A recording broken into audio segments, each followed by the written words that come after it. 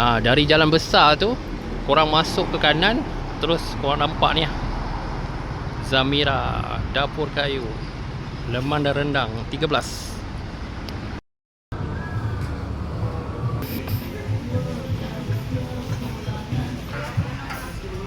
Ini melihat kita ada rendang daging, daging salai, sejenawan, goreng dengan udang. Kita ambil set mana?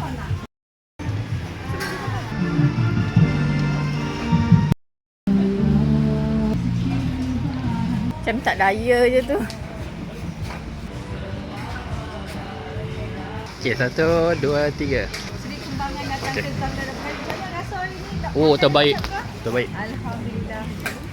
Siap bungkus apa tadi tu?